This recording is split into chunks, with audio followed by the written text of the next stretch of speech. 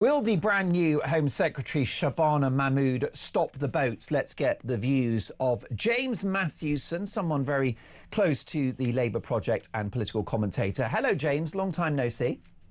Hi, Mark. How are you doing?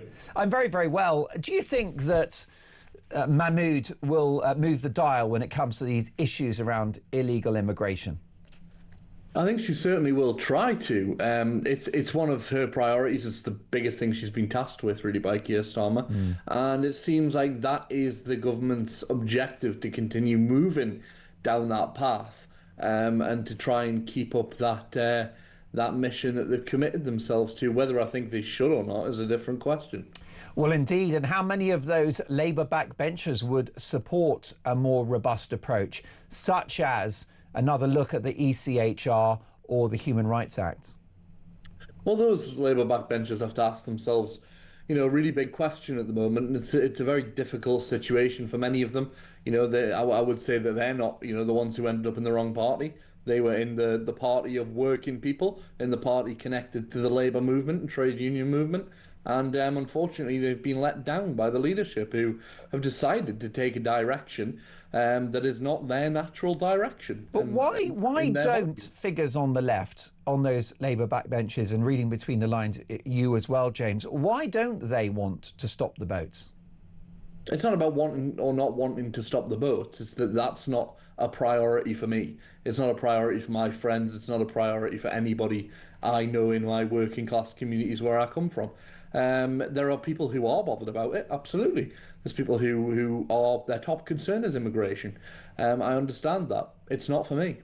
I think that the legal net migration is a more debatable issue, given the fact that they're plugging a gap in the public sector. Asylum So I think, James, that you can have a nuanced conversation about legal net migration. Something I ask a lot of commentators is what is a good number, and that's a conversation we need to have. Of course, that's in our gift, isn't it? A government can decide. Every year we'll have 50,000 people net that come into the country. Of course, last year it was closer to 1 million. That's a conversation you can have. But the issue with the boats, that's 50,000 people entering the country illegally every year, the vast majority of whom will stay, granted asylum, vast majority of whom will prove to be a net cost to the taxpayer, and whose accommodation costs upwards of £3 billion a year. Why are voices on the left comfortable with that? It's because we have a different worldview and outlook to you, Mark, unfortunately. To me, people aren't illegal, okay, as it is under international law and international definition of law. Because we're an island, that's the problem here, right? That's the only difference to any other country. We're only the 5th largest in Europe who take, when it comes to taking refugees or asylum seekers. And whether you believe somebody is entitled to be here or not, surely you should believe that they have the right to put in their asylum claim and then be judged. The big issue for me is the fact of how long that takes to do. And that's really what all the conflict's been about. And yet, James, it's likely that Labour will be dispatched from power and Keir Starmer will be booted out of number 10 because lots of very reasonable people on the left in this country, Labour voters who are disgruntled, who listen to this show or watch this show online, feel betrayed by Keir Starmer because they don't want 50,000 people entering the country at an enormous cost of money that can't go to the poor already here. Well, I wouldn't say those people are on the left. I'm yet to hear. Well, I've got 2 words for you: red wall. Well, yeah, but they're not left-wingers. We had tribal voting in this country for so long, Mark. Wait, I'm very confused. Are Labour voters in Greater Manchester not left-wing or supporting a left-wing party? Not every Labour voter is left-wing. That's not James. how voting has worked. Is everyone's right-wing now? Even Labour voting Northerners? No, I'm not saying... No, that's not... Are they far right? At all, Mark. I'm saying that people are tribal and have been for many years. If you talk to people, you'll hear them say, I've often, just voted Labour because my parents voted Labour. Now I'm starting to think about what I want and how I see the world, and maybe I'm socially conservative, or I believe in, a more right-wing economic philosophy. People ask themselves questions as they grow and develop. That has been the problem with the Labour Party, and the fact that then consecutive governments for the past 20 years have let those communities down and left them behind as a country.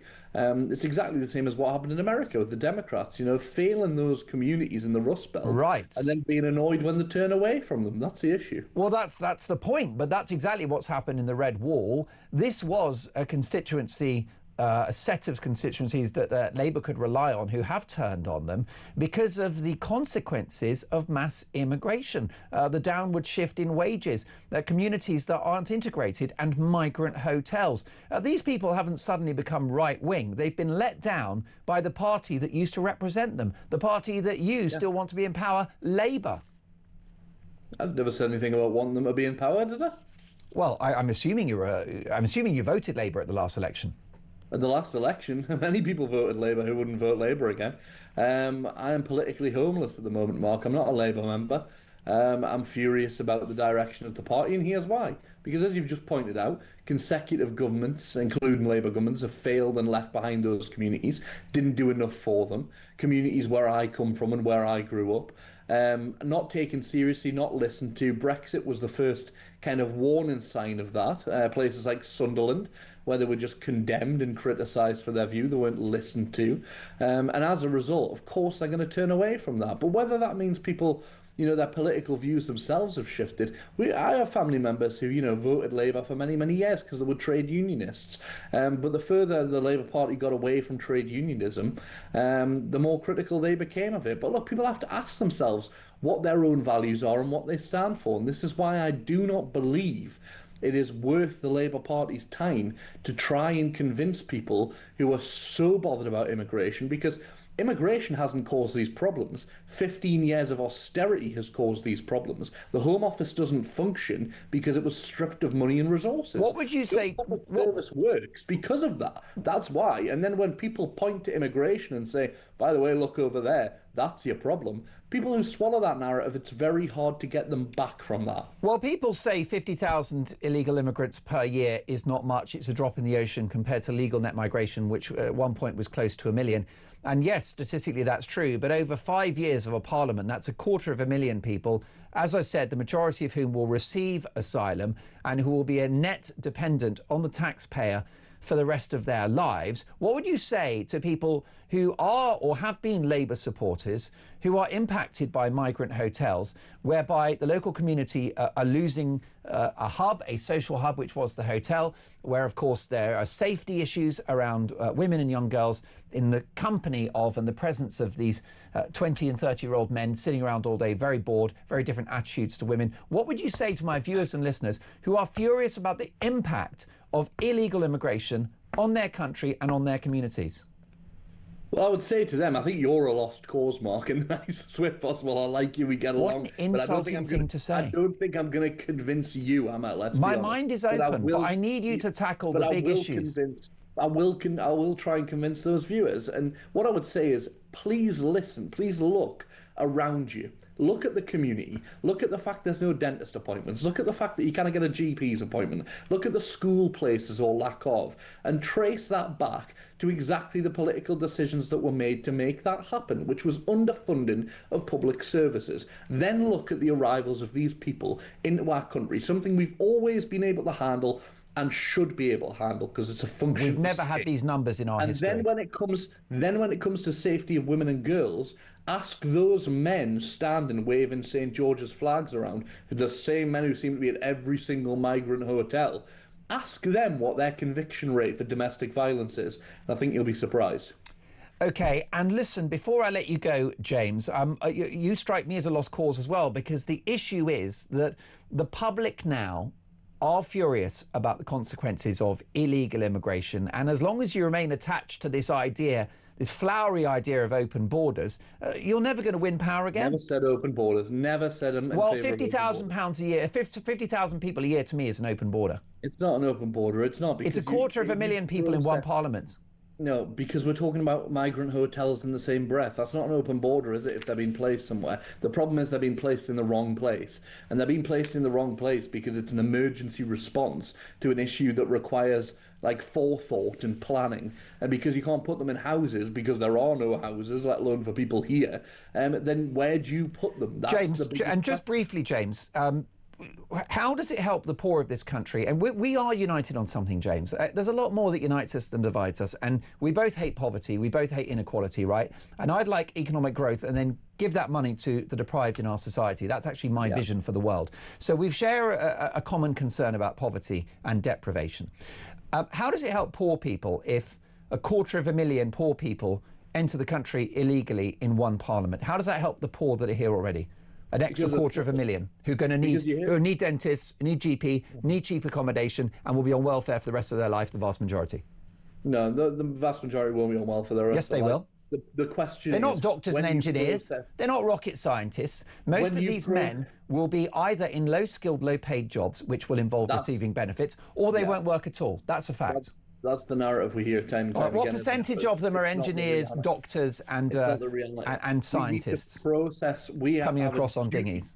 We have a duty of responsibility to process every single person. You didn't answer my question. Imagine as a country, if you're a complete failure, you can't even do paperwork, right? Because that's what we're being asked to do. You didn't answer my question. And we should be able to process. How does it help the poor of this country if 250,000 people who are poor enter illegally and become our problem every 5 years? How does it help the poor for more poor people to be imported who are not British citizens? The enemy of the poor, of the existing poor. Yes, they are. Yes, they are, because they'll be competing for the resources that are already limited. We are united in our struggle against those who starve us of the public resources and means that we need. Right, and you bring in an extra 250,000 to compete for those resources with the existing poor people in Britain. It's not competing. Do the maths, James. There is no need to compete with those things. I'm sorry, there just isn't. Society needs people to function. It needs people to work. The issue here, and by the way, I hear your concerns. I hear your. I care about the poor, which is why I want to stop the boats. Because then there'll be more money. You see, if you stop the boats, there's more money for the poor. If you stop the boats, James, you close the migrant hotels. That's $3 billion a year that we can give to poor people. Do you know how much was $3 billion lost to tax avoidance last year, Mark? Oh my God, wriggling on the line. What is this? No, I'm sorry. Do you know how much was lost to tax avoidance? Oh, probably billions. Yeah, more. Sure. Whether we can agree, stop the tax avoidance, and stop the boats. Great. Well, let's do both. Some of your viewers might want to have a word with their party leader, Mr. Farage, about that. James, it is always a treat to talk to you. I'm a big fan of yours and really enjoyed our ding dong. It's all about opinions. I do hope you'll join me again in the very near future to share what are your heartfelt views, which are shared by some. But I do wonder, and I agree with you, that Labour may have parted company with some of what you've had to say. But listen, let's chat again soon. Really interesting conversation. Thank you, James.